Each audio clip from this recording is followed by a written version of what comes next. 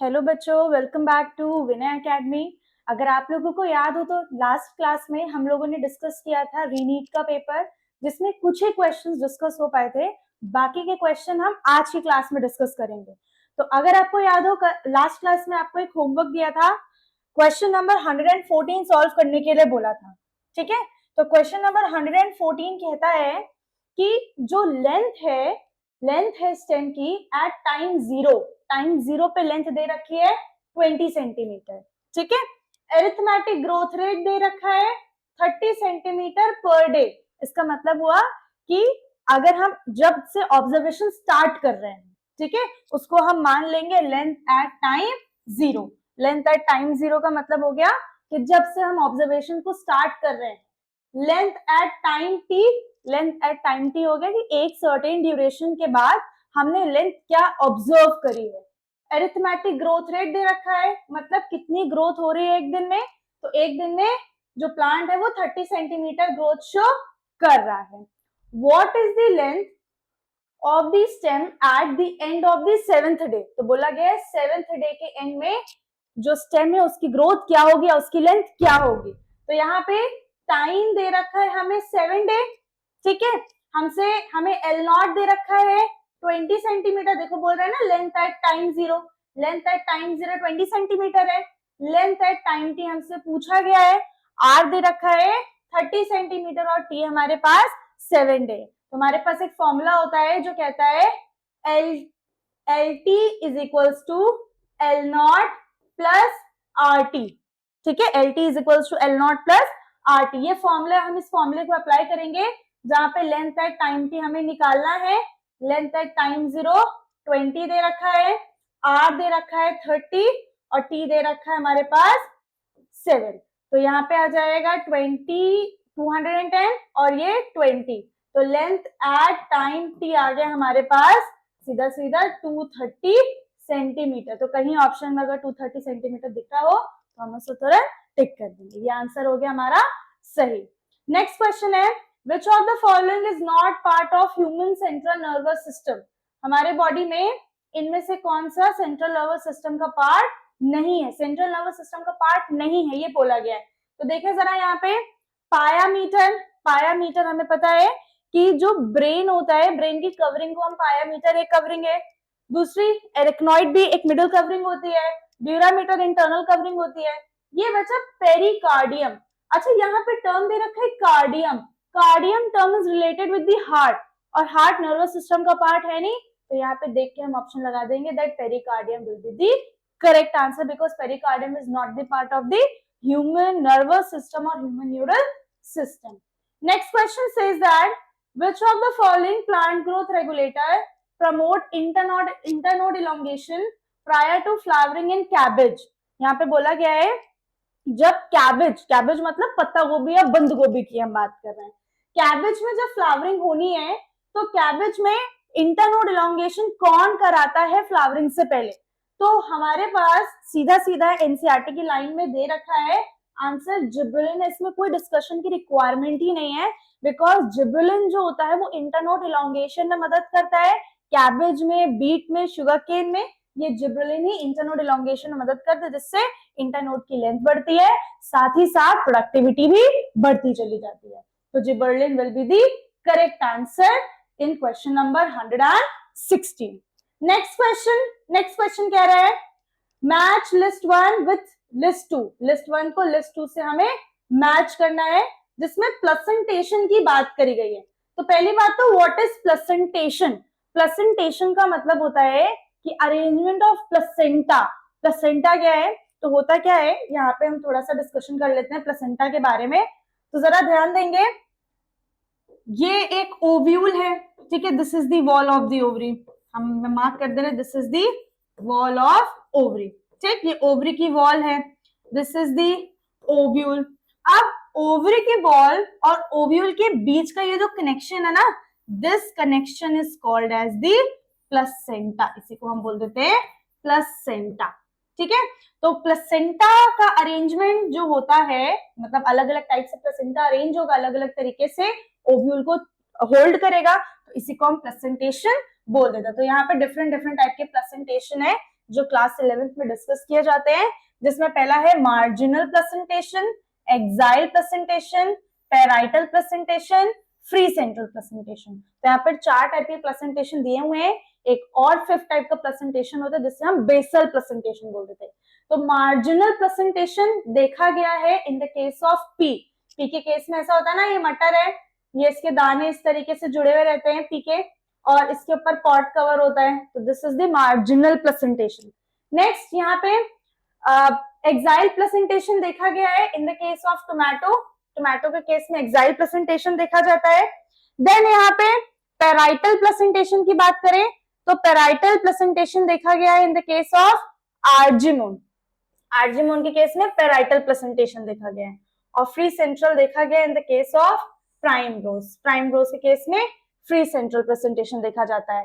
तो ये directly example based question है जो एनसीईआरटी से पूछा गया है। तो इसका करेक्ट ऑप्शन कौन सा हो जाएगा? ए का 4, बी का 2, सी का 1, डी का 3। ये ऑप्शन नंबर 2 इसका करेक्ट आंसर हो जाएगा। ठीक, नेक्स्ट क्वेश्चन की तरफ बढ़ते हैं। क्वेश्चन नंबर 118 ये भी डायरेक्ट क्वेश्चन है। देखो होता क्या है ना, जैसे फिजिक्स के क्वेश्चन हो या केमिस्ट्री के क्वेश्चन हो, उसमें बहुत ज्यादा डिस्कशन की रिक्वायरमेंट होती है कि ये कहाँ से बना, ये कहाँ से बना। यहाँ पे हम डायरेक्टली चैप्टर बता देंगे कहाँ से बन रहा है, टॉपिक बता देंगे कहाँ से बन रहा है। तो ये जो क्वेश्चन है, क्वेश्चन नंबर 118, ये क्लास 11th की बुक से एक चैप्टर है plant growth and development. Plant growth and development में जहां हार्मोन्स की बात आती है, जहां प्लांट ग्रोथ रेगुलेटर्स की हम बात करते हैं, तो प्लांट ग्रोथ रेगुलेटर टॉपिक से ये क्वेश्चन बना है, जिसमें बोला गया है which of the following plant growth regulator is used as herbicides? Herbicides क्या होते हैं? Herbs basically these are the small plants which grow along with the main plant. Main plant के साथ जो छोटे छोटे पौधे grow हो जाते हैं उन्हें हम herbs बोलते हैं। Herbicide का मतलब हो गया उन herbs को मारने के लिए जो यहाँ हार्मोन यूज हो रहा है वो कौन सा है?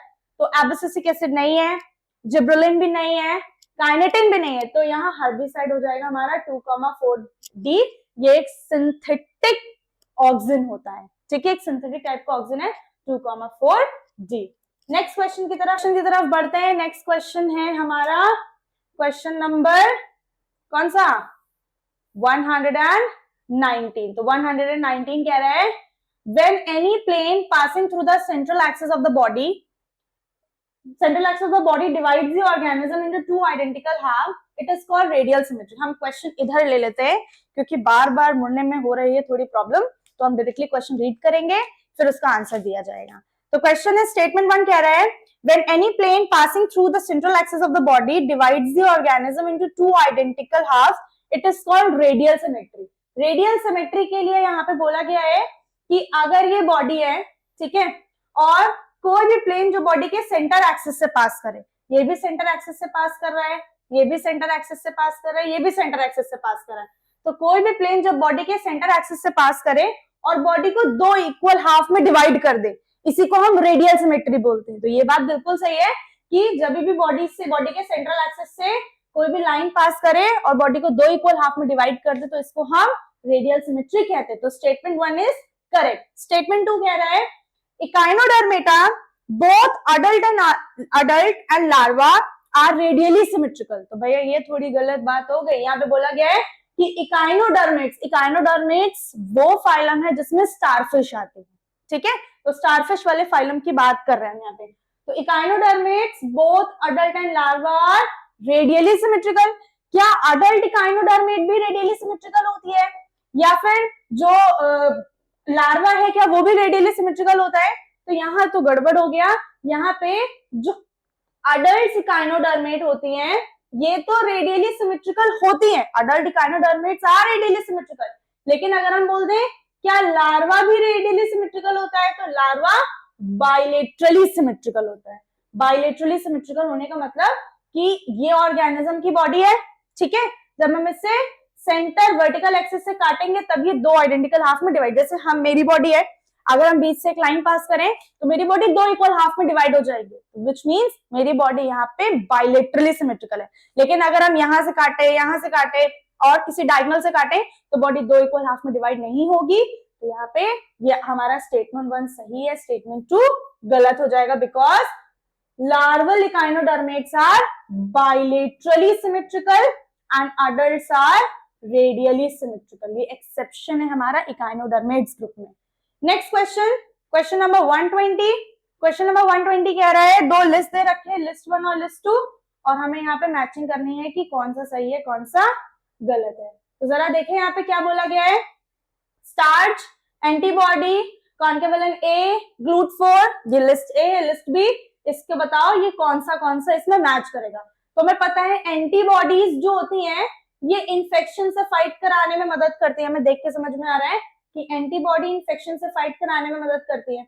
ग्लूट4 जो होता है, ये जो ग्लूट4 है या स्टार्च है, ये कुछ ना कुछ इन दोनों से लेना देना होगा इसका. तो यहाँ पे जो स्टार्च होता है, स्टार्च के फॉर्म में प्लांट में एनर्जी स्टोर होती है. ठीक है, स्टार्च के फॉर्म में प्लांट में एनर्जी स्टोर होती है. ये जो ग्लूट4 है, ये ग्लूट4 ग्लूकोज ट्रांसपोर्ट में मदद कराता है. और जो कॉन्केवलेंट ए है, ये कॉन्केवलेंट ए लेसिटिन, ये आ जाएगा. तो कौन सा ऑप्शन सही है? A2, B1, C4, D3. A2, B1, C4, D3. तो ऑप्शन नंबर 4 हमारा सही हो जाएगा. ठीक है. Next question, question number 121. The number of vertebrate in human is, human में कितने वर्टिब्रेट्स प्रेजेंट होते हैं, कितनी वर्टिब्री होती हैं? तो इस पे थोड़ा सा डिस्कशन करना तो बनता है. ह्यूमन वर्टिब्री की बात करी गई है, ऑल्दो 33 वर्टिब्रीज होती हैं, लेकिन कुछ वर्टिब्रीज जो होती है वो फ्यूज करके एक सिंगल वर्टिब्री बना लेती है. तो होता क्या है, हमारी बॉडी में वर्टिब्रल कॉलम प्रेजेंट है जो कि हमारी बॉडी के डोर्सल साइड पे, नेक से नेक रीजन में 7 सर्वाइकल वर्टिब्री. तो हमारे पास सर्वाइकल वर्टिब्री कितनी हो गई? 7 सर्वाइकल वर्टिब्री हो गई. फिर 12 थोरेसिक वर्टिब्री हो जाएगी, 12 थोरेसिक वर्टिब्री. नेक्स्ट आ जाती है हमारी, नाम बता दे रहे पहले, लंबर, सैक्रल और फिर कॉक्सियल वर्टिब्री. तो यहाँ पे होता क्या है, 5 सैक्रल होती हैं, 4 कॉक्सियल होती हैं, फ्यूज करके एक सिंगल सिंगल बोन बना लेती है. और बाकी यहाँ पे हमारी क्या है, ये लंबर वर्टिब्री है. तो लंबर वर्टिब्री हमारे पास हो जाएंगी 5. ठीक, अब ऐड करें, 12 + 5 7, 8 9 10 11 12 13 14 15 16. तो यहाँ पे 26 will be the correct answer. तो हमारे पास टोटल 26 वर्टिब्रीज प्रेजेंट होती हैं हमारी बॉडी में. Next question, question number 122. Which pigment has absorption peak at 700 nanometer in the photosynthetic reaction center PS1 P700 की बात यहाँ पे करी गई है. तो ये जो क्वेश्चन है, क्वेश्चन नंबर 122, ये 122 क्वेश्चन क्लास 11 से लिया हुआ है. ठीक है, क्लास 11th में कहां से आया है? फोटोसिंथेसिस इन हायर प्लांट एक चैप्टर है, उस चैप्टर से इस क्वेश्चन को लिया गया.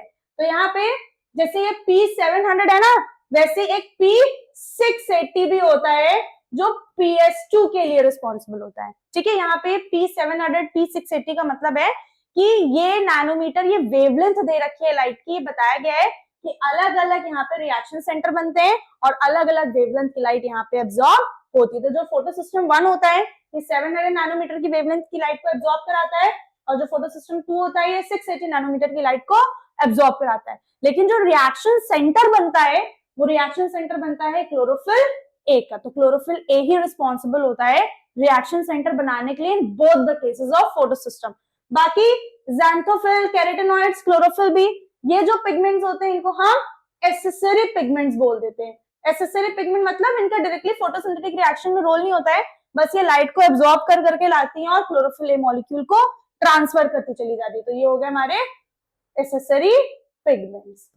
ठीक है, तो ये क्वेश्चन नंबर 122 का एक्सप्लेनेशन था. नेक्स्ट क्वेश्चन नंबर 124 की बात करें. 124 से पहले 123 की जरा बात कर लेते हैं. क्वेश्चन नंबर 123 कह रहा है, arrange the following taxonomic categories in ascending order.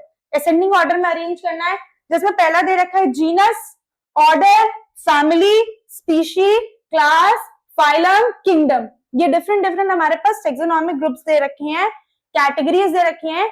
अब इनको हमें अरेंज करना है असेंडिंग ऑर्डर में. अच्छा, असेंडिंग और डिसेंडिंग. असेंडिंग का मतलब छोटे से बड़ा, छोटे से बड़ा का मतलब हो गया कौन से ग्रुप सबसे छोटा है. तो सबसे छोटा हमारा स्पीशी है. फिर इसके बाद नेक्स्ट पहला हमारा स्पीशी हो जाएगा, तो हम इसको मार्क कर दे रहे हैं फर्स्ट, सबसे पहला स्पीशी. फिर दूसरा जीनस, पहला स्पीशी है, दूसरा जीनस, फिर जीनस के बाद क्या आता है फैमिली, फैमिली के बाद ऑर्डर, फिर क्लास, फिर फाइलम और फिर किंगडम आ जाएगा। ठीक, तो किंगडम सबसे बड़ा ग्रुप, स्पीशीज सबसे छोटा ग्रुप, तो इसका करेक्ट ऑप्शन हो जाएगा हमारा option number 3। Option number 3 will be the correct answer. GAEC DBDF GAECBDF, ये ऑप्शन हमारा सही हो जाएगा। Next question number 124, match list 1 with list 2। List 1 को लिस्ट 2 से हमें मैच करना है। यहाँ पे ध्यान देना क्या है, इस क्वेश्चन को जिसको नहीं भी आता वो भी कर सकता है। ये क्वेश्चन कैसे कैसे कर सकता है, हमें हमारे पास थोड़ी थोड़ी नॉलेज होनी चाहिए। हमें पता है जब हम बाइनोमियल नॉमेनक्लेचर करते हैं, बाइनोमियल नॉमेनक्लेचर मतलब जब हम लोग किसी भी ऑर्गेनिज्म का दो नाम में उसका नाम बताते हैं, जैसे पहला नाम होता है हमारा जेनेरिक नेम, पहला जीनस का नाम आता है, फिर स्पीशी का नाम आता है। ठीक है, तो जीनस का नाम या स्पीशी का नाम जब भी हम लिखते हैं तो लैटिन में लिखते हैं, यानी थोड़ा तिरछा तिरछा होता है। यहाँ जैसे मैंजीफेरा लिखा है, थोड़ा तिरछा तिरछा है। या फिर जब हम हाथ से लिखते हैं तो हम दोनों वर्ड, जैसे हम यहाँ पे मैंजीफेरा लिख दे, ठीक है, यहाँ हमने लिखा मैंजीफेरा और इसको अंडरलाइन कर देंगे सेपरेटली। अगर स्पीशी का नाम लिखना है, जैसे मैंगो का साइंटिफिक नेम है मैंजीफेरा इंडिका, तो हम इसका साइंटिफिक नेम इंडिका लिखेंगे और इसे सेपरेट अंडरलाइन कर देंगे। तो ये बाइनोमियल नॉमेनक्लेचर लिखने का तरीका है। नेक्स्ट यहाँ पे बोला गया है ये मैंजीफेरा, यहाँ से समझ में आया कि मैंजीफेरा क्या हो गया, इट इज द जीनस। तो यहाँ पे हम आंख बंद करके बी को 4 से मैच कर देंगे। ठीक, फिर यहाँ पे बात करें हम फैमिली की, तो फैमिली जो भी होती है उसके लास्ट में CEAE लगा होता है, ये फिक्स है। कोई भी फैमिली होगी उसके लास्ट में CEAE, यहाँ पे कहीं दिख रहा है किसी में लास्ट में CEAE लगाओ, तो मैं यहाँ एन कार्डेसी दिख रहा है, तो एन कार्डेसी हो गया ये ए का 3। ऐसी जैसे सोलेनेसी फैमिली है, पेपिलिनेसी फैमिली है, लिलिएसी फैमिली है, तो सबके लास्ट में CEAE लगा होगा, ये फिक्स है। तो अब ए का 3 हो गया, ए का 3 देखो सिर्फ एक ही ऑप्शन में दिख रहा है, तो अब आगे कुछ करने की जरूरत ही नहीं है, मिल गया आंसर। ए का 3 हो गया, बी का 5, बाकी सी का 2 हो जाएगा, डाइकोटिलेडोनी है ये, क्लास और फाइलम हो जाएगा इसका एंजियोस्पर्मी, और ऑर्डर हो जाएगा सेपेनिडेल्स। ठीक, तो ये हमारा ऑप्शन 124, क्वेश्चन नंबर 124 का ऑप्शन नंबर 2 सही हो जाएगा। ठीक है, नेक्स्ट क्वेश्चन की तरफ बढ़ते हैं। क्वेश्चन नंबर 125, क्वेश्चन नंबर 125 क्या रहा है, arrange the following element in descending order of their contribution to percentage weight of the human body. Descending order मतलब बड़े से छोटा, यानी यहाँ पे कौन सा जो एलिमेंट है वो सबसे ज्यादा रिक्वायर्ड है, फिर सबसे कम, धीरे धीरे करके ऐसे बढ़ना। तो ऑक्सीजन सबसे ज्यादा चाहिए होता है, कार्बन ह्यूमन बॉडी में ऑक्सीजन से कम अमाउंट में प्रेजेंट है, फिर हाइड्रोजन, फिर नाइट्रोजन, तो option A B C D. ये जो क्वेश्चन आया है ये अलग से आया है, मतलब ये एनसीईआरटी के बाहर का क्वेश्चन है, एनसीईआरटी में नहीं दे रखा है ये, तो ये एक थोड़ी गुगली फेंकी है एनटीए वालों ने, जिसको थोड़ा हम बाहर से भी पढ़ेंगे तो ये आ जाएगा। तो 125 का ऑप्शन नंबर 3, इसका परसेंटेज भी लिखवा देते हैं। तो ऑक्सीजन चाहिए होता है, ऑक्सीजन बॉडी में प्रेजेंट होता है अप्रोक्सीमेटली 65%, फिर कार्बन होता है अप्रोक्सीमेटली 18.5, अप्रोक्सीमेट वैल्यू है, एग्जैक्ट वैल्यूज नहीं है। ऑक्सीजन 65%, कार्बन 18.5%, हाइड्रोजन 9.5% और बचा कुचा मिलेगा नाइट्रोजन, दैट इज 3.2%। ठीक है, तो ये इसको याद रखना है, इसका चाहो तो स्क्रीनशॉट ले लो, हो सकता है फ्यूचर में ऐसा क्वेश्चन फिर से पूछ लिया जाए। Next question number 126, question number 126 की बात करें तो ये भी क्वेश्चन क्लास 11 से बना हुआ है। यहाँ पे पूछा गया है कि लिस्ट 1 और लिस्ट 2 को मैच करना है, कैसे, तो क्रिस्टी और सिस्टर्नी, इनमें बहुत कंफ्यूजन होता है, क्रिस्टी क्या है, सिस्टर्नी क्या है। तो क्रिस्टी की अगर हम बात करें तो cristae are the infoldings in the mitochondria. अगर आपको याद हो, हम लोग माइटोकॉन्ड्रिया का स्ट्रक्चर क्लास 11 में पढ़ते हैं। माइटोकॉन्ड्रिया में एक आउटर मेम्ब्रेन होती है और एक इनर मेम्ब्रेन होती है, जिसमें n number of infoldings present होती है, ढेर सारी इनफोल्डिंग्स प्रेजेंट होती है। अब ये जो इनफोल्डिंग्स होती है, इन्हीं इनफोल्डिंग्स को हम कह देते हैं क्रिस्टी। ठीक है, these unfoldings are called as the cristae. अब सिस्टर्नी क्या होते हैं? सिस्टर्नी गोल्गी एपरेटस में प्रेजेंट होते हैं। तो ये सिस्टर्नी डिस्क शेप, इस तरीके से डिस्क शेप सैक्स होते हैं जो कि गोल्गी एपरेटस बनाते हैं और इसी को हम सिस्टर्नी बोल देते हैं। ठीक है, थाइलाकॉइड्स क्या होते हैं? तो थाइलाकॉइड्स फ्लैट मेम्ब्रेन। अब थाइलाकॉइड का स्ट्रक्चर भी थोड़ा डिस्कस कर लेते हैं। क्या है ये? Chloroplast, this is a chloroplast. Chloroplast भी डबल मेम्ब्रेन होता है, तो ये बन गया क्लोरोप्लास्ट डबल मेम्ब्रेन। अब यहाँ पे कुछ इस तरीके से flat sac like structure present होते हैं। These flat membranous sac-like structure is called as the thylakoid, इसे हम थाइलाकॉइड कह देते हैं। अब यही कई सारे थाइलाकॉइड एक के ऊपर एक जुड़ते चले जाते हैं, तो ये ग्राना का फॉर्मेशन कर देते हैं। ठीक है, तो cristae are the infoldings in the mitochondria, cisternae are disc shaped sacs in the Golgi apparatus, thylakoids are flat membranous sacs in the chloroplast और फॉस्फोलिपिड्स प्रेजेंट होते हैं सेल मेम्ब्रेन में। सेल मेम्ब्रेन में कहने का मतलब है यहाँ पे कि जो सेल मेम्ब्रेन होती है उसमें इस तरीके से लिपिड मॉलिक्यूल प्रेजेंट होते हैं। बाई लेयर होती है लिपिड की, एक लेयर अपर ये है, इसके नीचे दूसरी लेयर ये है, तो ये फॉस्फोलिपिड्स है जो कि सेल मेम्ब्रेन बनाने में मदद करते हैं। बीच बीच में प्रोटीन प्रेजेंट है और फिर से ये दूसरी लेयर आ जाएगी, कंटिन्यू रहेगा, ये पूरा सेल मेम्ब्रेन का फॉर्मेशन करता है इस तरीके से। तो यहाँ पे क्वेश्चन नंबर 126 का करेक्ट आंसर हो जाएगा ए का 2 यानी फोर्थ और फर्स्ट में से कोई सही हो सकता है, बी का 4 अभी भी फोर्थ या फर्स्ट में से कोई सही है, C1 तो ये यानी ऑप्शन नंबर 4 हमारा सही हो जाएगा। तो ऑप्शन नंबर 4 को हम सही करते हुए बढ़ते हैं नेक्स्ट क्वेश्चन की तरफ जो है क्वेश्चन नंबर 127।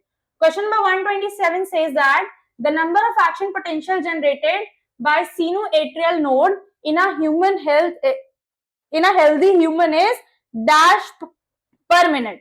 तो यहाँ पे बोला गया है सीनोएट्रियल नोड। सीनोएट्रियल नोड होता क्या है? तो हमें पता है कि हार्ट की अगर हम यहाँ पे बात करें तो हार्ट में 4 चेम्बर्स होते हैं। Heart consist of 4 chambers, these are the 4 chambers of the heart. ये 4 चेम्बर्स हैं हार्ट के, ये 4 चेम्बर्स हैं। ये वॉल थोड़ी मोटी होती है नीचे वेंट्रिकल्स की। अब यहाँ पे ये वाला पार्ट कौन सा? This is the right atrium, this is the right ventricle, this is the left atria, this is the right ventricle, this is the left ventricle। ठीक है, जो राइट साइड होता है हार्ट का उसमें डीऑक्सीजनेटेड ब्लड आता है और लेफ्ट साइड में ऑक्सीजनेटेड ब्लड आता है। तो यहाँ पे ये जो राइट एट्रिया है, इस राइट एट्रिया में जहां पे एंटर करती है, क्या एंटर करती है? ये हो जाता है हमारा यहाँ पे ये जो पॉइंट है ना यहाँ पे, this is the SA node, this is the SA node और ये हो जाएगा AV नोड। ठीक है, कई सारी वेसल्स हैं, यहाँ से एक वेसल निकलती है, एक वेसल यहाँ से निकलेगी, एक वेसल यहाँ से निकलेगी। ये वेसल कर रहे हैं, वेसल का नाम क्या होता है? ध्यान देंगे, लेफ्ट एट्रिया में, एट्रिया का काम होता है हमेशा ब्लड को रिसीव करना। तो लेफ्ट एट्रिया में जो ब्लड आता है वो लंग से आता है और लंग से ब्लड लाने का काम होता है पल्मोनरी वेन का। तो पल्मोनरी वेन के थ्रू लेफ्ट एट्रिया में ब्लड आया, लेफ्ट एट्रिया से लेफ्ट वेंट्रिकल में गया, लेफ्ट वेंट्रिकल से फिर ये बॉडी ऑर्गन में जाएगा थ्रू एओर्टा। अब बॉडी ऑर्गन में रेस्पिरेशन, बॉडी की सेल्स रेस्पायर करती हैं, कार्बन डाइऑक्साइड प्रोड्यूस करती हैं। तो ये जो डीऑक्सीजनेटेड ब्लड होता है ये vena cava, this is the vena cava के थ्रू एंटर करके आ जाता है राइट एट्रिया में, राइट एट्रिया से राइट वेंट्रिकल में, राइट वेंट्रिकल से फिर ये पल्मोनरी आर्टरी के थ्रू फिर से लंग में चला जाएगा फॉर दी ऑक्सीजनेशन। तो यहाँ पे हो क्या रहा है कि ये जो SA नोड है, SA नोड को हम लोग पेसमेकर भी बोल देते हैं, इसका दूसरा नाम हो जाता है पेसमेकर। इसका काम होता है हार्ट में एक्शन पोटेंशियल जनरेट कराना, यानी इंपल्स। हमें पता है कि हमारे हार्ट में इलेक्ट्रिकल एक्टिविटी होती है जिसकी वजह से हार्ट पर्टिकुलर पंप कर पाता है। तो यहाँ पे जो SA नोड है इसको पेसमेकर बोला जाता है। तो पेसमेकर की वजह से हार्ट बीट का फॉर्मेशन होता है। तो वही क्वेश्चन यहाँ बोला गया है कि the number of action potential generated by sinoatrial node in a healthy human is dash per minute. तो अगर हमें याद हो हमारी हार्ट बीट कितने टाइम करती है एक मिनट में? 70 से 72 टाइम करती है, 75 टाइम हम बोल देते हैं ऑन एन एवरेज। तो यहाँ पे जितनी बार हार्ट बीट करेगी यानी उतनी बार सिनोएट्रियल नोड ने एक्शन पोटेंशियल जनरेट कराया। तो यहाँ पे ऑप्शन नंबर 4 हमारा सही हो जाएगा। ठीक है, देन आगे बढ़ते हैं यहाँ पे symbiotic association between fungus and algae are called, fungus और एल्गी के बीच का सिम्बायोटिक एसोसिएशन क्या होता है? पहली बात तो सिम्बायोटिक एसोसिएशन क्या होता है? सिम्बायोटिक इसका मतलब दो लिविंग ऑर्गेनिज्म एक साथ मिलजुल के रह रहे हैं। दो ऑर्गेनिज्म जब मिलजुल के रहते हैं तो इसे को हम सिम्बायोटिक एसोसिएशन बोल देते हैं। तो सिम्बायोटिक एसोसिएशन फंगस और एल्गी के बीच में जो होता है इसे हम कह देते हैं lichens. This is called as the lichens. अच्छा, लाइकन्स की खास बात होती है ये पोल्यूशन इंडिकेटर होते हैं, यानी जो लाइकन्स हैं ये पोल्यूटेड एरियाज में ग्रो नहीं करते हैं। अगर आप शहरों में आ जाइए, शहरों में बहुत पोल्यूशन होता है तो लाइकन्स आपको नहीं मिलेंगे। अगर आप रूरल एरिया में जाएं, गांव वाले एरिया में जाएं तो वहां पे आपको लाइकन्स इजीली मिल जाएंगे क्योंकि वहां पे पोल्यूशन कंपैरेटिवली कम होता है या नहीं होता है। तो lichens will be the correct answer. तो यहाँ पे दो कंपोनेंट होते हैं, फंगल कंपोनेंट, दूसरा एल्गल कंपोनेंट। तो एक कंपोनेंट है फाइकोबायन, दूसरा है माइकोबायन। ये भी क्लास 11 से क्वेश्चन बना है चैप्टर नंबर 3 से। नेक्स्ट क्वेश्चन है how many molecules of pyruvic acid are produced at the end of glycolysis from 206 molecules of glucose। अगर हमारे पास ग्लूकोज के 206 मॉलिक्यूल्स हैं, अगर हमारे पास ग्लूकोज के 206 मॉलिक्यूल हैं तो कितने मॉलिक्यूल ऑफ पायरुविक एसिड बनेगा? तो पहली बात तो पायरुविक एसिड ग्लूकोज से बनता कब है इसकी बात कर लें। तो यहाँ पे हो क्या रहा है कि एक ग्लूकोज मॉलिक्यूल है, वन ग्लूकोज मॉलिक्यूल यहाँ प्रेजेंट है। एक ग्लूकोज मॉलिक्यूल ये जाता है ग्लाइकोलिसिस में, ये जाएगा ग्लाइकोलिसिस में। तो जब एक ग्लूकोज मॉलिक्यूल ग्लाइकोलिसिस में जाता है तो ये टूटता है। एक glucose molecule it is a 6 carbon compound, ये 6 कार्बन कंपाउंड होता है। जब ये ग्लाइकोलिसिस में जाएगा तो ग्लूकोज मॉलिक्यूल टूटेगा और ये बना लेता है 2 मॉलिक्यूल ऑफ पायरुविक एसिड। ठीक है, 2 मॉलिक्यूल पायरुविक एसिड का बन रहा है। यहाँ पे जो 2 मॉलिक्यूल बन रहा है इसमें जो पायरुविक एसिड है it is a 3 carbon compound.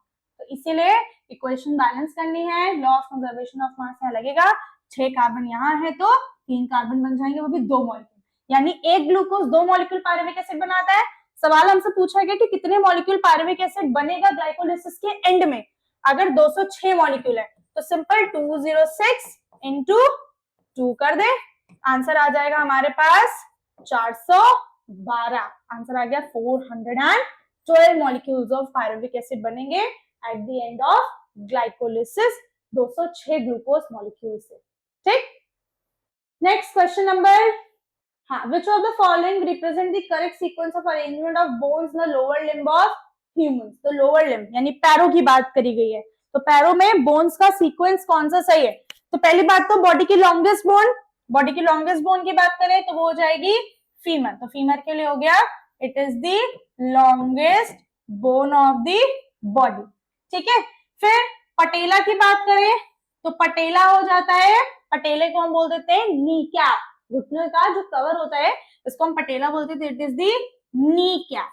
ठीक है, फिर नेक्स्ट है टीबिया। अब अगर हम लोअर लेग की बात करें, नी के नीचे की बात करें तो 2 बोन्स होती है, एक होती है टीबिया बोन, दूसरी होती है फिबुला। 2 बोन्स प्रेजेंट होती है हमारे लोअर लेग में, tibia and fibula. Tibia fibula के फिर नीचे आ जाता है टार्सल, एंकल की बोन्स को हम टार्सल्स बोलते हैं। फिर आगे फुट, मेटाटार्सल, और जो टोज होते हैं उसमें फैलेंजेस प्रेजेंट होते हैं। तो हमें तो यही ऑप्शन सही दिख रहा है कि पहली बोन फीमर, फिर पटेला, फिर टिबिया, फिर टार्सल। तो ऑप्शन नंबर 1 ही सही है ये सीक्वेंस के फॉर्म में। ठीक है, अगर यहाँ देखे तो फीमर टार्सल तो एंकल है ना, क्या थाई की बोन के बाद सीधे एंकल की बोन आ जाती है? नहीं ना, तो ये तो नहीं हो जाएगा। फीमर टिबिया, फीमर के नीचे पटेला, नी कैप भी तो है, नी भी तो प्रेजेंट है ना, नी पे भी तो एक बोन प्रेजेंट होती है पटेला, तो ये भी नहीं होगा।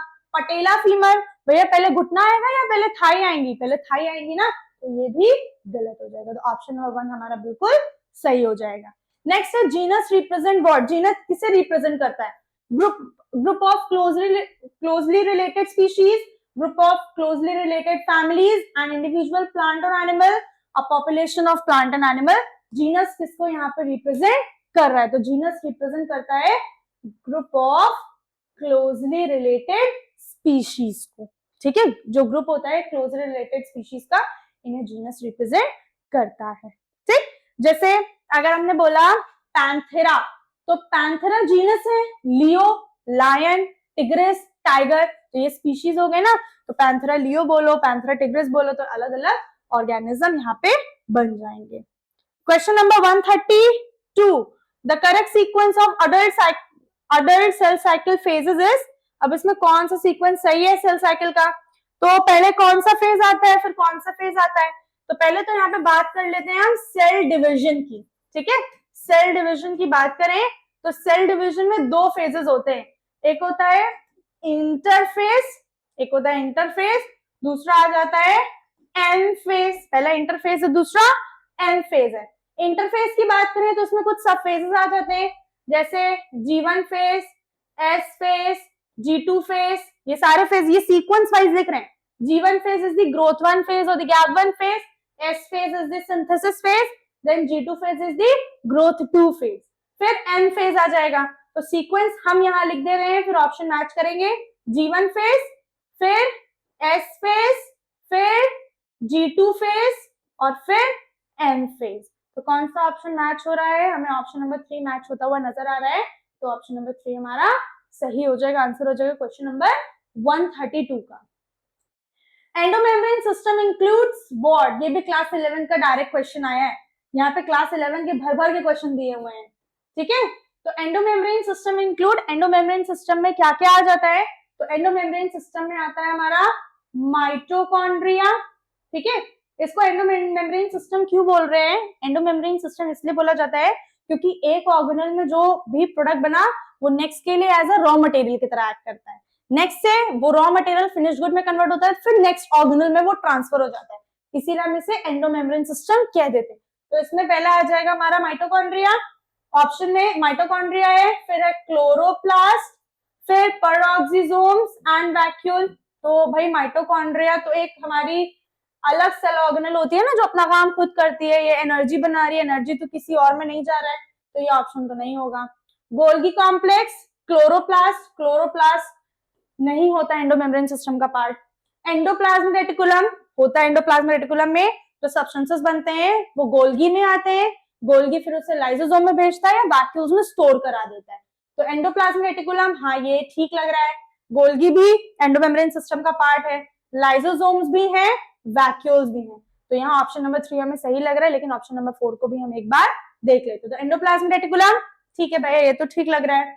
क्लोरोप्लास्ट तो नहीं होता एंडोमेम्ब्रेन सिस्टम का पार्ट, तो ये भी नहीं होगा, ऑप्शन नंबर 3 हमारा सही हो जाएगा क्वेश्चन नंबर 133 के लिए, ठीक है। Next question, question number 134, question number 134 says that, कह रहा है ये photo respiration reaction catalysed by rubisco, what is rubisco, rubisco is ribulose bisphosphate carboxylase oxygenase, this is a enzyme, rubisco एक एंजाइम होता है, तो बोला गया photo respiration reaction catalysed by rubisco is shown below. अब यहाँ पे बोला गया है कि आरयूबीपी है, आरयूबीपी का फुल फॉर्म ही है, हम लिख देते हैं रिबेलोज बिसफॉस्फेट कार्बोक्सिलेज ऑक्सीजनेज, यहाँ पे कार्बोक्सिलेज भी ऑक्सीजनेज भी, मतलब ये जो रुबिस्को एंजाइम है ये कार्बोक्सिलेशन भी करा रहा है, यानी कार्बन डाइऑक्साइड का एडिशन भी करा रहा है, ऑक्सीजनेज यानी ये ऑक्सीजन का एडिशन भी कराता है। तो ये जो रुबिस्को एंजाइम होता है ये एक टाइम पे या तो कार्बन डाइऑक्साइड को ऐड कराएगा या तो ऑक्सीजन को ऐड कराएगा, दोनों में से किसी ना किसी एक को ऐड कराएगा, दोनों को एक साथ ऐड नहीं कराता है। तो यहाँ पे क्वेश्चन में बोला गया है कि अगर ये रुबिस्को एंजाइम आरयूबीपी के साथ ऑक्सीजन को ऐड करा दे, यानी अब इसकी ऑक्सीजनेशन प्रॉपर्टी आ गई, तो इस केस में ये प्रोडक्ट क्या बनाएगा, तो इस केस में ये फॉस्फोग्लिसरेट बनाता है और एक एक्स बना लेता है।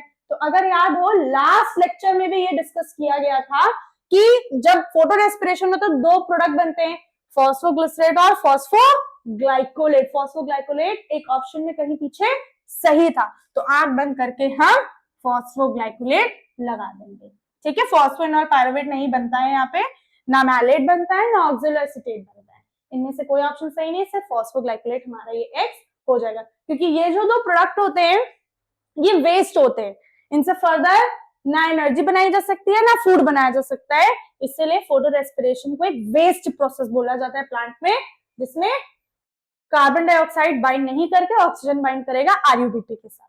तो ये हो गया क्वेश्चन नंबर 134। क्वेश्चन नंबर 135 की बात करें, बोला गया है, कह रहे हैं यहाँ पे कि क्वेश्चन हम जूम कर दे ताकि आप लोगों को भी क्लियरली दिख जाए।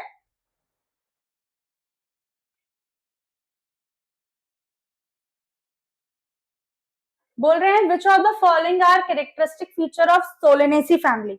सोलेनेसी की अगर बात करें तो हम लोग सब भरता भरता खाते हैं ना, बैंगन का भरता खाते हैं, आलू का भरता खाते हैं, तो सोलेनेसी फैमिली को भरते वाली फैमिली बोला जाता है। क्यों? क्योंकि इसमें ब्रिंजल भी आता है, टोमेटो भी आता है, पोटैटो भी आता है, चिलीज भी आती है, तो ये सब भरते में डाला जाता है ना, that is why Solanaceae family is called as भरते वाली फैमिली। इसको याद रखना। तो सोलेनेसी फैमिली का फीचर पूछा गया है, कैरेक्टरिस्टिक फीचर क्या होगा? फ्लावर्स बाइसेक्सुअल होंगे, हाँ, सोलेनेसी केस में फ्लावर्स बाइसेक्सुअल होते हैं। एक्टिनोमॉर्फिक और जाइगोमॉर्फिक, ये दो टाइप की सिमेट्री हैं जो प्लांट्स में देखी जाती है। Actinomorphic is the radial symmetry which is observe in the plant, zygomorphic is the bilateral symmetry. तो सोलेनेसी फैमिली में एक्टिनोमॉर्फिक कंडीशन आती है, यानी सोलेनेसी फैमिली के जो फ्लावर्स होते हैं दे आर एक्टिनोमॉर्फिक। फिर calyx have 5 sepals and are united. क्या कैलिक्स 5 होते हैं और जुड़े हुए रहते हैं? तो हाँ, कैलिक्स 5 होते हैं और जुड़े हुए रहते हैं। फिर एंड्रोशियम हैव 5 स्टेमेंस, 5 स्टेमेंस होते हैं और पांचों के पांचों स्टेमेंस एपिपेटलस। एपिपेटलस मतलब पेटल से जुड़े हुए होते हैं। एपिपेटलस का मतलब हो जाता है व्हेन एंड्रोशियम और stamens are attached with the petals, this is called as epipetalous condition. Ovary is inferior, नहीं भाई, ओवरी इंफीरियर नहीं होती, ओवरी इज सुपीरियर। तो डी ऑप्शन गलत है, बाकी ए भी सही है, बी भी सही है, सी भी सही है। तो यहाँ पे ए बी सी का कहीं ऑप्शन दिख रहा हो तो हो जाएगा, ये ऑप्शन नंबर 3 हमारा सही हो जाएगा। अगर इसका हम फ्लोरल डायग्राम देखें तो कुछ इस तरीके से हो जाएगा। यहाँ पे 5 पेटल्स, एक पेटल ये, दूसरी पेटल ये कनेक्शन दिखाया गया है, दूसरी सेपल ये कनेक्शन, तीसरी सेपल कनेक्शन, चौथी सेपल कनेक्शन और ये पांचवी सेपल। ठीक है, ये 5 सेपल्स हैं, सारी आपस में जुड़ी हुई है, एंड टू एंड ये सब अटैच्ड है। इसके अंदर मिल रहे हैं 5 पेटल्स, तो 5 पेटल्स, इसको हम राउंड राउंड, और पांचों पेटल्स भी एक दूसरे के साथ जुड़े हैं। तो यहाँ पे 1 2 3 4 और ये 5, ये 5 पेटल्स हो गए। कंडीशन एपिपेटलस है, यानी जो एंड्रोशियम है, जो स्टेमन है पेटल से जुड़े हुए इस तरीके से, ये एंड्रोशियम है और ये स्टेमन से जुड़े हुए हैं। ठीक है, ये सारे एंड्रोशियम है जो स्टेमन से जुड़े, 5 एंड्रोशियम है, 5 स्टेमन है। अब यहाँ कंडीशन दे रखी है ओवरी, तो ओवरी यहाँ पे कुछ इस तरीके से बना देंगे। यहाँ ओवरी के बारे में ज्यादा बात नहीं है, तो बस हम यहाँ पे इस तरीके से बाइकार्पुलरी ओवरी होते हैं। यहाँ पे इंफीरियर सुपीरियर हम फ्लोरल डायग्राम से नहीं देख सकते, फ्लोरल फॉर्मूला से देख सकते हैं। तो ये हो गया हमारा क्वेश्चन नंबर 135 का option number 3 correct. Next question, question number 136, sperm motility is due to, class 12 का क्वेश्चन है ये। स्पर्म में मोटिलिटी किसकी वजह से आती है?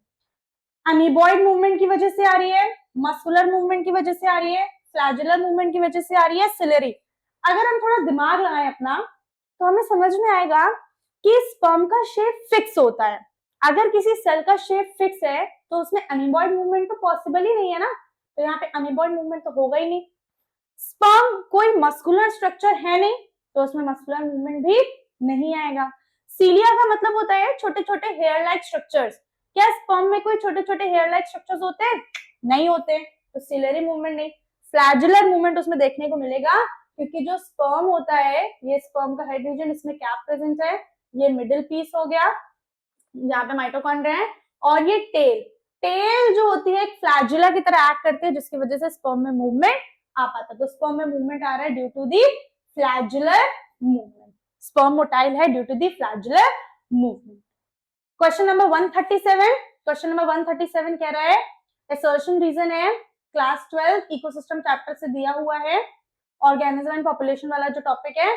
Given below are 2 statement, 2 statement दिए हुए हैं।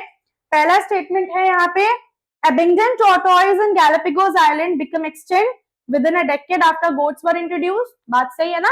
Abingdon tortoise जो थे Galapagos Island के, extinct का मतलब होता है गायब हो जाना, तो Abingdon tortoise गायब हो गए थे हुआ क्या था, एक्सपेरिमेंट किया गया था जिसमें अबेंगन टॉर्टॉइस गैलापागोस आइलैंड पे रह रहे थे, वहां पे गोट्स को इंट्रोड्यूस करा दिया गया। अबेंगन टॉर्टॉइस जो है ये ग्रास खाते हैं, गोट्स भी ग्रास खाती है। तो हुआ क्या कि जो टॉर्टॉइस थे उनके घास खाने की स्पीड कम थी, वेराज गोट वो तो है ही ना कैटल्स, तो गोट की ग्रास खाने की स्पीड ज्यादा थी। तो जो गोट थी वो ज्यादा एफिशिएंसी मतलब ज्यादा स्पीड से ग्रास खा रही थी, जिसकी वजह से टॉर्टॉइस के लिए ग्रास बच रही थी और धीरे धीरे करके जो टॉर्टॉइस है वो एक्सटिंक्ट होते चले गए। रीजन दे रखा है, goats were more efficient at browsing than Abingdon tortoise. तो यही बोला अभी कि गोट्स की ग्रेजिंग एफिशिएंसी ज्यादा थी as comparison to that of the tortoise, that is why Abingdon tortoise got extinct after the introduction of the goats in the Galapagos island. तो यहाँ पे assertion इज करेक्ट और रीजन भी बिल्कुल सही दे रखा है, assertion भी सही है और रीजन भी बिल्कुल सही है और रीजन बिल्कुल करेक्ट एक्सप्लेनेशन है assertion का। तो यहाँ पे हमारा थर्ड ऑप्शन सही हो जाएगा। ठीक है, नेक्स्ट क्वेश्चन की बात करते हैं। Question number what question number कौन सा आएगा, क्वेश्चन नंबर आएगा 138। तो क्वेश्चन नंबर 138 कह रहा है, दो मैच है, मैच द कॉलम के क्वेश्चंस बहुत आते हैं नीट में। तो पहला है both species are harm, one species harm and the other is benefited, both species are benefited, one is benefited while the other has no effect.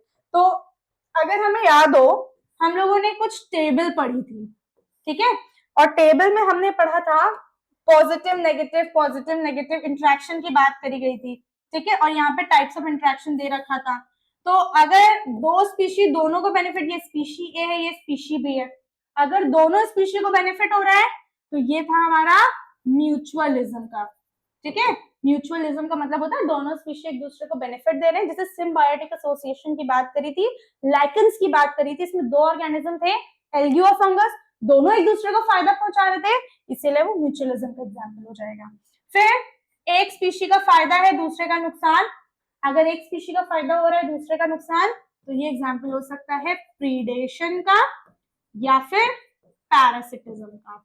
ठीक है, प्रीडेशन होगा या फिर पैरासिटिज्म। अगर हम थोड़ा लॉजिकली सोचें, शेर होता है, जंगल का राजा है शेर, शेर क्या करता है, बकरी को या डियर को खा जाता है, शेर को तो फायदा हो रहा है, शेर का पेट भर रहा है, लेकिन बेचारी जो बकरी है या जो डियर है वो तो मर जा रही है ना, तो एक का फायदा दूसरे का नुकसान। या पैरासिटिज्म की बात करें, जो पैरासाइट्स होते हैं वो होस्ट की बॉडी पे रहते हैं, होस्ट से नरिशमेंट डिराइव करते हैं, तो होस्ट का तो नुकसान हो रहा है, लेकिन जो पैरासाइट होस्ट की बॉडी पे रह रहे हैं उनका फायदा हो रहा है। तो प्रीडेशन और पैरासाइट ये हो जाएगा, एक स्पीशी को फायदा दूसरे को नुकसान। एक को फायदा हो लेकिन दूसरे को कोई फर्क ही ना पहुंचे तो जीरो हो गया, मतलब एक का तो फायदा हो रहा है लेकिन दूसरे को ना ही कोई बेनिफिट हो रहा है ना ही कोई लॉस हो रहा है, तो ये हो जाता है कमेंसलिज्म में। This is commensalism. ठीक है, ऐसे ही अगर एक का नुकसान हो दूसरे को कोई फर्क ना पहुंचे तो ये एमेंसलिज्म हो जाता है। ठीक है, नेक्स्ट दोनों का नुकसान हो जाए, दो स्पीशीज है दोनों का भी तो नुकसान हो सकता है ना, अगर दोनों स्पीशी का नुकसान होता है तो इसको हम कंपटीशन बोलते हैं, दिस इज कंपटीशन। तो इसी बेसिस पे हम सॉल्व कर ले, बोथ स्पीशीज आर हार्म, दोनों स्पीशी का नुकसान होगा तो कंपटीशन हो जाएगा। ठीक है, one species harm and other is benefited, एक को नुकसान हो रहा है लेकिन दूसरे को फायदा, एक को नुकसान हो रहा है लेकिन दूसरे को फायदा, तो प्रीडेशन या पैरासिटिज्म हो जाएगा। बोथ स्पीशीज आर बेनिफिट, दोनों को फायदा होगा तो म्यूचुअलिज्म हो जाएगा। One is benefited while the other has no effect, एक का तो फायदा हो रहा है लेकिन दूसरे को कोई मतलब दूसरे को इफेक्ट ही नहीं हो रहा, तो उस केस में एमेंसलिज्म हो जाएगा, कमेंसलिज्म हो जाएगा। ठीक है, तो बी सी ए डी, यानी यहाँ पे दे रखा है ए का 3, ए का 3, बी का 1, ए का 3 बी का 1, ये ऑप्शन सही हो जाएगा, ऑप्शन नंबर 2। ठीक, next question, question number 139। Question number 139 कह रहा है, which of the following structure is not a part of the male reproductive system? इनमें से कौन सा स्ट्रक्चर मेल रिप्रोडक्टिव सिस्टम का पार्ट नहीं है? सबसे आसान सवाल, इससे आसान सवाल क्या देंगे हम नीट वाले। देखो वासा फ्रिंजिया तो होता है, याद हो तो हम लोग 7 अप पढ़ते हैं और 7 अप पीते भी हैं। क्या है ये 7 अप? तो ऐसे सेमिनिफेरस टिब्यूल, ये सेमिनिफेरस टिब्यूल है। ठीक है, this is seminiferous tubule. E is epididymis, ये हो जाएगा एपिडिडाइमिस। ठीक है, V is vas deferens, V is vas deferens. E is ejaculatory duct, ये सीक्वेंस जरा का स्पर्म का पाथवे बता रहे हैं, और फिर एंड में तो कुछ नहीं है, नन हो जाएगा। You is urethra, P is the पीनस। ठीक है, तो यहाँ पे सेमिनिफेरस ट्यूब्यूलर एपिडिडाइमिस के बीच में भी आते हैं कुछ डक्ट, जिसमें एक डक्ट है रेडिटेस्टिस, रेडिटेस्टिस, दूसरी है वासा इफ्रेंशिया, फिर इसके बाद आ जाएगा एपिडिडाइमिस। तो अब बताओ यहाँ पे क्या नहीं है, वासा इफ्रेंशिया है, रेडिटेस्टिस भी है, एपिडिडाइमिस भी है, क्या इनफंडिबुलम है? इनफंडिबुलम नहीं है, तो इनफंडिबुलम हो जाएगा करेक्ट आंसर। इनफंडिबुलम होता क्या है, तो हम लोगों ने जब फीमेल रिप्रोडक्टिव स्ट्रक्चर पढ़ा, तो फीमेल रिप्रोडक्टिव स्ट्रक्चर में जब ओवरी ओवम बनाती है, ठीक है, ओवरी के अंदर जब ओवम बनेगा तो उस ओवम को कैच करने के लिए फेलोपियन ट्यूब प्रेजेंट होता है। फेलोपियन ट्यूब का जो टर्मिनल पोर्शन होता है उसमें फिंगर लाइक प्रोजेक्शंस प्रेजेंट होती है, जिसे हम फिम्बरी बोलते हैं। तो हुआ क्या, ये फिम्बरी है, ठीक है, ये फिम्बरी है, ये ओवरी है जो ओवम बनाएगी, ओवरी ने ओवम बनाया, ओवम रिलीज किया, फिम्बरी ने कैच किया, फिम्बरी जब ओवम को कैच करती है तो फनल शेप ओपनिंग में भेज देती है, इस फनल शेप ओपनिंग को हम इनफंडिबुलम बोल देते हैं। तो इनफंडिबुलम फीमेल रिप्रोडक्टिव पार्ट है, मेल रिप्रोडक्टिव पार्ट नहीं है। Next question, question number 140, which of the following plant produce non-albuminous seed? albuminous and non-albuminous दो टाइप के सीड्स होते हैं। albuminous वो सीड्स होते हैं जिसमें एंडोस्पर्म बचा हुआ होता है, नॉन albuminous वो सीड होते हैं जिसमें एंडोस्पर्म बचा हुआ नहीं होता है। तो इनमें से किस सीड में एल्बुमिनस, मतलब किस सीड में एंडोस्पर्म बचा हुआ नहीं है? तो नॉन एल्बुमिनस सीड कौन से हैं ये पूछा गया। तो नॉन एल्बुमिनस मतलब जिसमें एंडोस्पर्म बचा हुआ नहीं होगा, तो कुछ करना ही नहीं है, पी करेक्ट आंसर है। बिकॉज पी का अगर स्ट्रक्चर याद हो तो पी में एक कॉटिलिडन ये, दूसरा कॉटिलिडन ये, ठीक है, ऊपर प्लिम्यूल आ जाता है, नीचे रेडिकल आता है, यहाँ पे एंडोस्पर्म रखने की कोई जगह ही नहीं है, ये कॉटिलिडन में अलग फूड स्टोर होता है, ये एल्बुमिनस है ही नहीं, तो यहाँ पे पी हो जाएगा। मेज में अगर मक्का याद करें तो मक्के का शेप कुछ इस तरीके से हम लोगों ने पढ़ा हुआ है, ठीक है, ये एल्यूरोन लेयर हो जाती है और यहाँ पे भरा हुआ रहता है एंडोस्पर्म, तो मेज तो हमारा एल्बुमिनस हो गया। ऐसे ही बार्ले और वीट ये भी एल्बुमिनस होते हैं, नॉन एल्बुमिनस नहीं। तो यहाँ पे पी हमारा नॉन एल्बुमिनस हो जाएगा जिसमें एंडोस्पर्म बचा हुआ ना। नेक्स्ट क्वेश्चन, क्वेश्चन नंबर 141, यहाँ पे बोला गया है, क्वेश्चन में कह रहे हैं which of the following statement about lac operon is correct, इनमें से कौन सा स्टेटमेंट लैक ओपरॉन के लिए सही है? तो ऑप्शन हम रीड कर रहे हैं, ऑप्शन बोला गया है यहाँ पे, gene I Z Y and A share single common promoter, gene I Z Y A के पास सिंगल कॉमन प्रमोटर होता है, galactose can act as inducer, lac operon है ना, लैक ओपरॉन का मतलब ही हो गया कि यहाँ पे लैक्टोज एज एन ऑपरेटर की तरह काम करेगा, इंड्यूसर की तरह काम करेगा, तो यहाँ पे गैलेक्टोज तो हो ही नहीं सकता, ये ऑप्शन गलत लग रहा है। अब इसको हम थोड़ा डाइसिस छोड़ रहे हैं कि ये सही होगा या गलत होगा। Gene I is constitutively expressed, gene I तो एक्सप्रेस होता है ना, तो जीन आई एक्सप्रेस होता है, ये ऑप्शन तो बिल्कुल सही है। Lactose activate repressor to bind to the operator, lactose repressor को एक्टिवेट करता है या डीएक्टिवेट कर देता है? तो लैक्टोज जो होता है ये रिप्रेसर को डीएक्टिवेट कर देगा, जिससे जो हमारा लैक ओपरॉन है वो बीटा गैलेक्टोसाइडेस एंजाइम बनाता है, तो ये ऑप्शन गलत है। जीन आई जेड वाई इन सबके पास कॉमन प्रमोटर भी नहीं होता है, तो ऑप्शन नंबर 3 हमारा सही हो जाएगा क्वेश्चन नंबर 141 के लिए। नेक्स्ट क्वेश्चन है, which of the following is used as an effective sedative and painkiller for treating post surgery patients, यानी जिन पेशेंट्स की सर्जरी होती है, सर्जरी होने के बाद इनमें से कौन से ड्रग्स हैं जिनको एज अ सीडेटिव की तरह यूज करते हैं? सीडेटिव मतलब नींद आए, बॉडी रिलैक्स हो जाए, तो बॉडी को रिलैक्स कराने के लिए एक मेन ड्रग होती है जिसको हम बोल देते हैं मॉर्फिन, ठीक है, रेट्रोवायरल ड्रग है तो वायरस के लिए होंगी ये, इंटरफेरॉन्स कैंसर पेशेंट्स को दिए जाते हैं, एंटीबायोटिक्स बैक्टीरिया के लिए होते हैं, तो मॉर्फिन एक पोटेंट सीडेटिव है, एक इफेक्टिव सीडेटिव है, ये पेन किलर की तरह भी एक्ट करती है फॉर पोस्ट सर्जरी पेशेंट, तो मॉर्फिन यहाँ पे सही हो जाएगा। ये क्वेश्चन क्लास 12 से आया है, human health and disease chapter में अल्कोहल एंड ड्रग अब्यूज वाला जो पार्ट है ना, वहीं से ये क्वेश्चन आया है। ये ध्यान रखना कि क्वेश्चन कहाँ से बन रहे हैं, फ्यूचर में अगर कभी दोबारा नीट देना है तो क्वेश्चन कहाँ से बनने के चांसेस है, इसका ध्यान रखना है। तो ये क्वेश्चन बना है क्लास 12 से। क्वेश्चन नंबर 143 कहता है which of the following is the correct order of arrangement of vertebral column। ये अभी हम लोगों ने ये क्वेश्चन डिस्कस किया, वही सेम क्वेश्चन फिर से आ गया। तो करेक्ट ऑर्डर क्या है?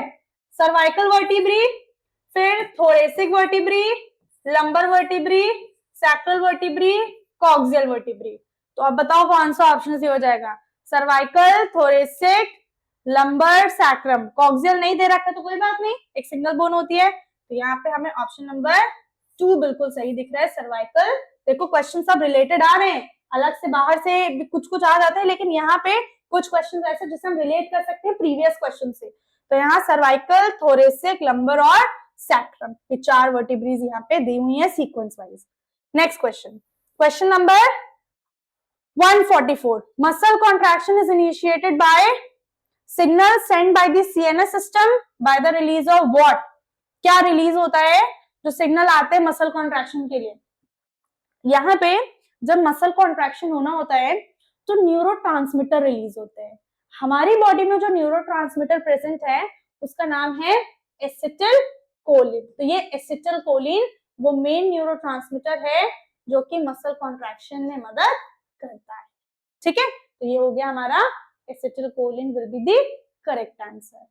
नेक्स्ट क्वेश्चन नंबर 145 की बात कर ले।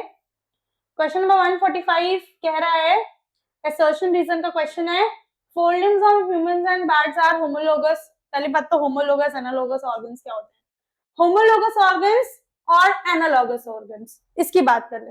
होमोलोगस ऑर्गन में एंसेस्टर सेम होते हैं, ठीक है, स्ट्रक्चर सेम है बट फंक्शन अलग है। यहाँ पे स्ट्रक्चर सेम होता है बट फंक्शन डिफर कर जाते हैं।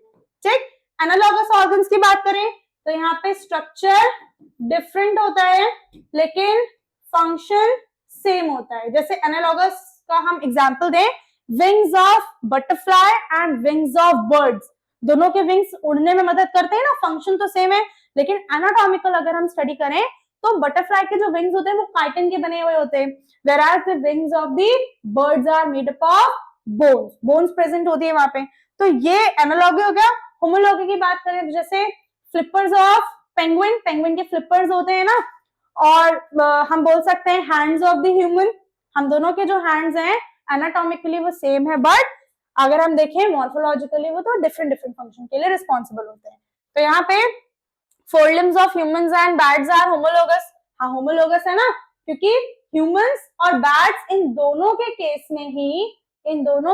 में ही ये दोनों ही मैमल्स हैं, और मैमल्स में क्या होगा, सबसे ऊपर वाली ह्यूमरस, रेडियस अल्ना, फिर यहाँ पे आ जाएंगे कार्पल्स, मेटाकार्पल्स और फैलेंजेस। तो एनाटॉमिकल स्ट्रक्चर सेम है, यानी होमोलोगस तो ठीक दे रखा। Four limbs of humans and bats have similar anatomical structure, anatomical structure तो सेम होता है ना, यही तो बताया। तो असर्शन रीजन दोनों सही है और रीजन करेक्ट एक्सप्लेनेशन है असर्शन का, तो ऑप्शन नंबर 3 हमारा सही हो जाएगा। ठीक है, next question, question number 146, given below are two statement, दो स्टेटमेंट दे रखे हैं, बताना है कौन सा सही है कौन सा गलत है। तो स्टेटमेंट नंबर 1 कहता है Down syndrome is caused by the absence of one of the x chromosome, एक एक्स क्रोमोसोम की कमी की वजह से डाउन सिंड्रोम होता है। ये बात तो कुछ गलत लग रही है। डाउन सिंड्रोम होता है, Down syndrome is caused due to trisomy at chromosome number 21, chromosome number 21 पे ट्राइसोमी हो जाता है। ट्राइसोमी का मतलब होता है addition of a single chromosome, addition of a chromosome, जब एक एक्स्ट्रा क्रोमोसोम आ जाता है तो इसी को हम ट्राइसोमी बोल देते हैं। तो 21 क्रोमोसोम पे XX ये कंडीशन हो जाती है। तो ये तो स्टेटमेंट 1 तो भाई गलत है कि एक क्रोमोसोम जाता नहीं, एक क्रोमोसोम ऐड हो जाता है। Turner syndrome is caused by the presence of an additional copy of the chromosome, Turner syndrome is caused due to the deletion of one chromosome. तो यहाँ टर्नर सिंड्रोम जनरली फीमेल्स में report किया गया है, females में जो sex chromosome होते हैं वो XX होते हैं, लेकिन टर्नर सिंड्रोम के केस में एक X क्रोमोसोम चला जाता है और ये XO कंडीशन आ जाती है। तो स्टेटमेंट 1 भी गलत है, स्टेटमेंट 2 भी गलत दे रखा है यहाँ पे, तो स्टेटमेंट 1 एंड स्टेटमेंट 2 दोनों ही यहाँ पे गलत है, तो ऑप्शन नंबर 4 हमारा सही हो जाएगा। ठीक है, नेक्स्ट क्वेश्चन नंबर 147 की बात करें तो 147 जो क्वेश्चन दे रखा है ये थोड़ा काउंटर करंट मैकेनिज्म से दिया हुआ है। तो यहाँ पे देखो बोला गया है, यहाँ पे कह रहे हैं which of the following statement about the reabsorption process in Henle's loop are correct, इनमें से कौन सा reabsorption process के लिए सही है। तो बोला गया है the ascending limb of loop of Henle is permeable to water but almost impermeable to electrolyte। Counter current mechanism का पार्ट है क्लास 11 जो चैप्टर है ना ह्यूमन एक्सक्रीशन वाला, excretory system in human beings, तो वो उस चैप्टर से क्वेश्चन बना हुआ है जहाँ काउंटर करंट मैकेनिज्म दे रखा है। काउंटर करंट मैकेनिज्म है क्या, लूप ऑफ हेनले और वासा रेक्टा, इन दोनों से रिलेटेड बताया गया कि कौन सा सब्सटेंस किधर ट्रांसफर होता है, कहाँ होता है। तो ऑप्शन नंबर 1 कह रहा है जो डिसेंडिंग लिम्ब होता है लूप ऑफ हेनले का, ये वाटर के लिए परमेबल होता है लेकिन इलेक्ट्रोलाइट्स के लिए इम्परमेबल होता है। ये बात बिल्कुल सही है, डिसेंडिंग लिम्ब वाटर के लिए तो परमेबल है लेकिन इलेक्ट्रोलाइट्स के लिए इम्परमेबल होता है, वेराज असेंडिंग लिम्ब जो होता है वो वाटर के लिए इम्परमेबल होता है बट इलेक्ट्रोलाइट्स के लिए परमेबल हो जाता है।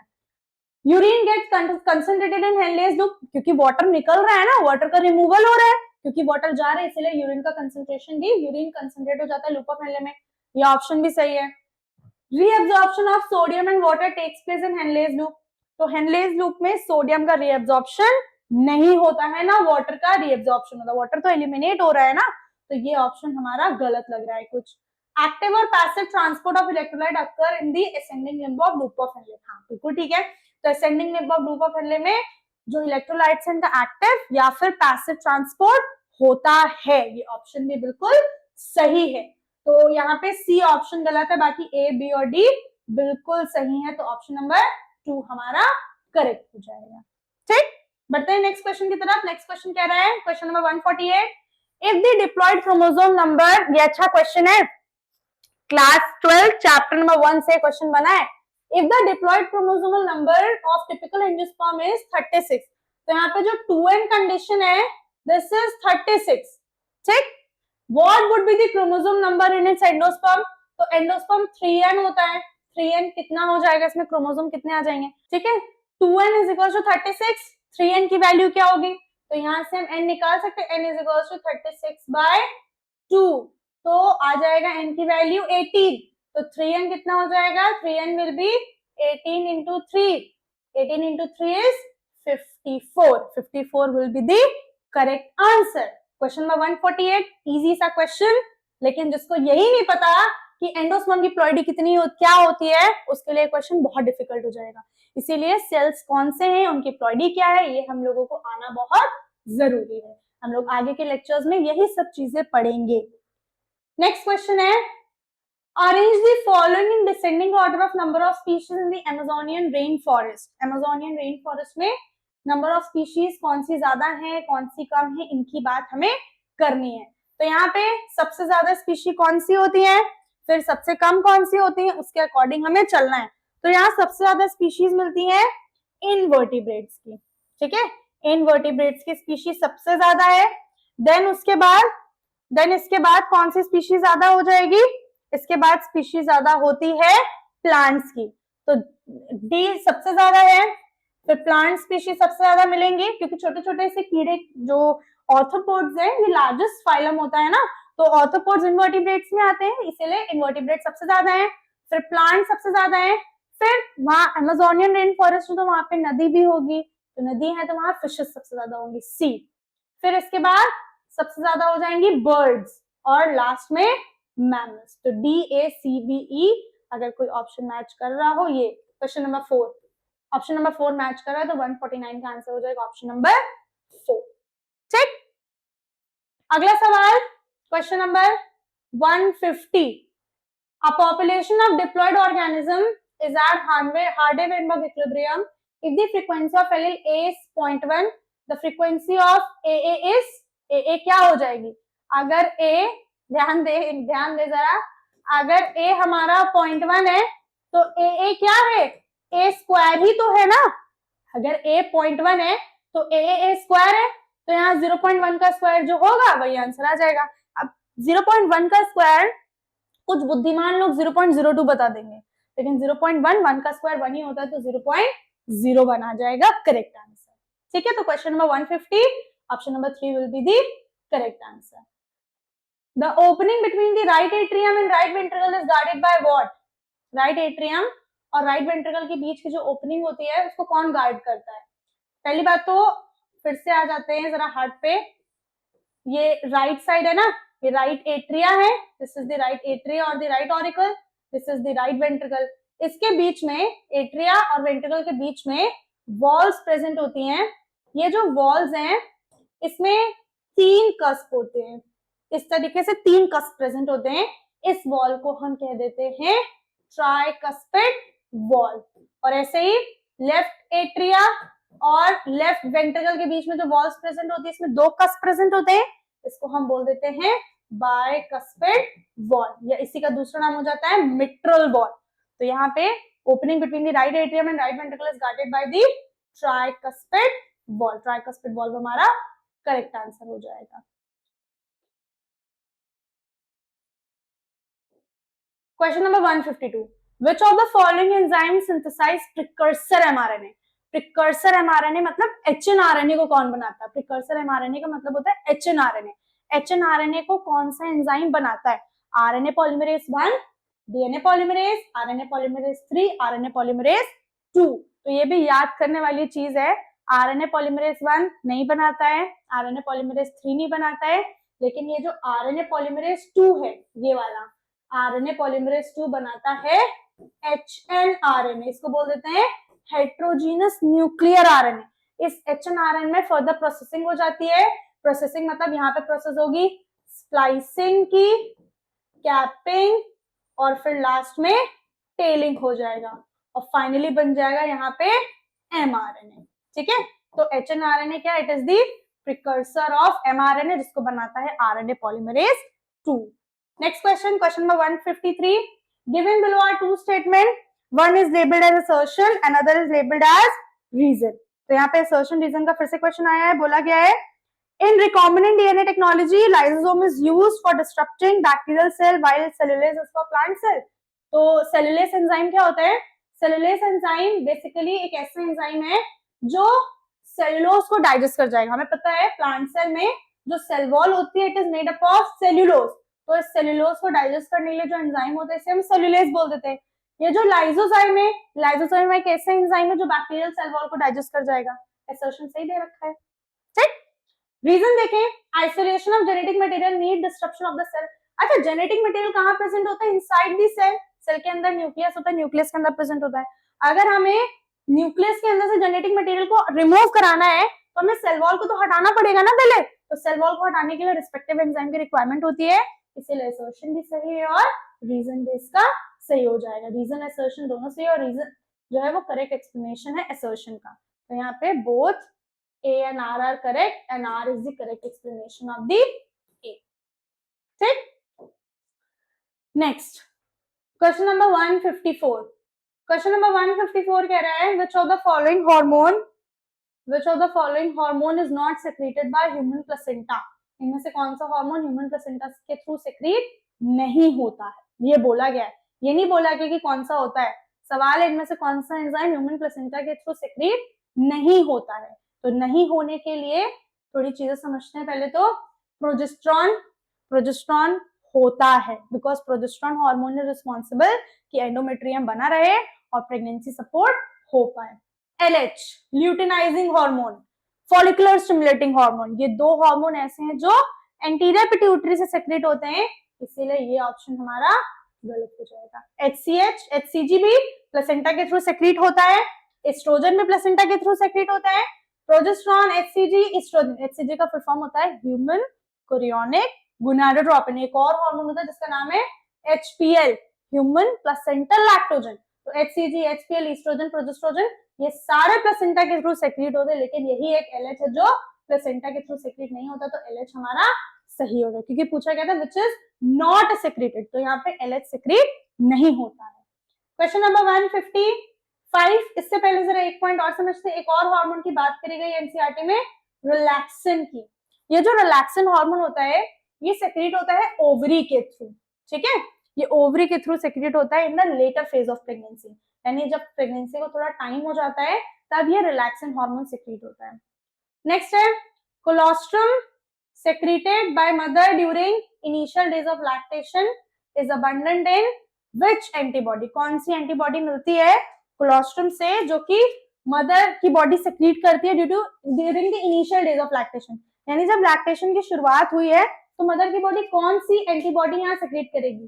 देखो यहाँ पे 4 टाइप की एंटीबॉडी लिखी है, एक और होती है एंटीबॉडी जिसको हम IgE बोल देते हैं, एक 5th टाइप की एंटीबॉडी है IgE। तो ये 5 एंटीबॉडीज होती है मेन, इसमें से कौन सी एंटीबॉडी सेक्रेट नहीं होती है ये बोला गया है। तो कौन सी नहीं होगी, IgD नहीं होती, IgM नहीं होती, IgG नहीं होती, सिर्फ एक ये है IgA, इम्यूनोग्लोबिन A। IG का फुल फॉर्म होता है इम्यूनोग्लोबिन, तो इम्यूनोग्लोबिन A ये कोलोस्ट्रम के थ्रू सेक्रेट होती है during the initial days of lactation. इसीलिए बोला जाता है जब बच्चा पैदा है तो उसको माँ का दूध पिलाया जाए, क्योंकि माँ के दूध में ये एंटीबॉडी प्रेजेंट होती है जो बॉडी की बेबी की इम्यूनिटी बनाने के लिए रिस्पॉन्सिबल होती है। तो IgA is the correct answer. Question number 156 की बात करें, कह रहा है कंसिडर अ पॉपुलेशन, ये बड़ा आसान सवाल है, consider a population of 10 million cell giving the per capita birth rate of 0.02 and per capita death rate is 0.02. The expected number of cell after 10 generation is, तो बोला गया है कि 10 मिलियन सेल्स हैं, ठीक है, पर कैपिटा बर्थ कितना है 0.02 पर यूनिट टाइम, डेथ भी कितना है 0.02। अब बोला गया है कि 10 जनरेशन बाद कितनी नंबर ऑफ सेल्स होंगी। भैया birth rate death rate same है ना, अगर बर्थ मतलब जितने इंसान मर रहे हैं उतने ही जिंदा और उतने ही पैदा हो रहे हैं, यानी अगर हमने बोला अगर हमारे पास 8 फ्लावर्स थे, ठीक है, उसमें 2 नए फ्लावर्स आए और 2 फ्लावर्स डिस्ट्रॉय हो गए, तो बचे अभी 8 ही ना, कुछ गया नहीं कुछ आया नहीं, तो यहाँ पे जो ऑप्शन में जो क्वेश्चन दे रखा है वही आंसर हो जाएगा, 10 मिलियन ही पॉपुलेशन रह जाएगी क्योंकि बर्थ और डेथ रेट दोनों ही same. Question number 157, given below are 2 statement, plasmids are autonomously replicating DNA, हाँ बिल्कुल ठीक है, plasmid is the extra chromosomal circular DNA which is present beside the genetic DNA। इसके बाद plasmids are extra chromosomal DNA, हाँ ये भी ठीक है, ये भी ठीक है, autonomously replicate करता है और extra chromosomal होता है, तो स्टेटमेंट 1 स्टेटमेंट 2 ये दोनों ही हमारे करेक्ट हो जाएंगे, ऑप्शन नंबर 3 हमारा सही हो जाएगा। क्वेश्चन नंबर कौन सा बचा, 159 नहीं 158, during PCR primers bind to the DNA strands in the dash step, तो PCR का फुल फॉर्म है polymerase chain reaction, polymerase chain reaction के दौरान जो प्राइमर्स हैं वो DNA से बाइंड कर जाते हैं किस स्टेप में, तो PCR में मेन 3 स्टेजेस होते हैं, पहला डीनेचुरेशन, दूसरा एनीलिंग, तीसरा एक्सटेंशन। डीनेचुरेशन एक ऐसा स्टेप है जिसमें 2 स्ट्रैंड DNA के पहले जुड़े हुए हैं, डीनेचर हो जाने का मतलब दोनों स्ट्रैंड एक दूसरे से दूर दूर आ जाएंगे, जब दोनों स्ट्रैंड एक दूसरे से दूर दूर आ जाएंगे फिर इनमें एक साइड पे प्राइमर ऐड किया जाएगा, दूसरे स्ट्रैंड पे प्राइमर ऐड किया जाएगा। तो पहले तो डीएनए के 2 स्ट्रैंड है पास पास, इसमें पहला स्टेप हुआ डीनेचुरेशन, डीएनए के दोनों स्ट्रैंड एक दूसरे से दूर दूर हो गए, प्राइमर्स ऐड होंगे, यहाँ प्राइमर्स ऐड हुए, फिर यहाँ पे जब डीएनए के दोनों स्ट्रैंड्स को अलग किया जा रहा है तो इस प्रोसेस को डीनेचुरेशन, जब प्राइमर्स को ऐड किया जा रहा है इस प्रोसेस को एनीलिंग बोल देते हैं, ठीक है, फिर यहाँ टैग पॉलीमरेज डाला जाता है और दोनों स्ट्रैंड अलग अलग बन जाते हैं, इस प्रोसेस को एक्सटेंशन बोला जाता है, तो प्राइमर्स ऐड हो रहे हैं in the process of annealing, ठीक। Question number 159, match list 1 with list 2, transformation, cloning site, selection, ori, ये सब क्या है, सब कहां से आए हैं, ये क्लास 12 से आया हुआ है, क्लास 12 में जो हम लोगों ने चैप्टर पढ़ा है ना बायोटेक्नोलॉजी, तो बायोटेक्नोलॉजी चैप्टर का ये क्वेश्चन है, ट्रांसफॉर्मेशन का मतलब क्या होता है, transfer DNA to host bacteria, जब होस्ट बैक्टीरिया में डीएनए को ट्रांसफर कराया जाता है तो इसी को हम ट्रांसफॉर्मेशन बोल देते हैं। ओरी का मतलब होता है रेप्लिकेशन, यहाँ से रेप्लिकेशन की शुरुआत हो रही है। सिलेक्शन किसका किया जाता है, या क्लोनिंग साइट क्या है, सिलेक्शन क्या है, ओरी तो चलो ये मिल गया रेप्लिकेशन, ट्रांसफॉर्मेशन ये हो गया transfer of DNA to host cell, cloning site मिलती है एंटीबायोटिक रेजिस्टेंट जीन पे, सिलेक्शन रिस्ट्रिक्शन एंजाइम कराते हैं, ठीक है, तो यहाँ पे A2 ऑप्शन कौन सा सही है? A2B1 A2B1 एक सेकेंड A2B1 C4 गड़बड़ हो गया कुछ तो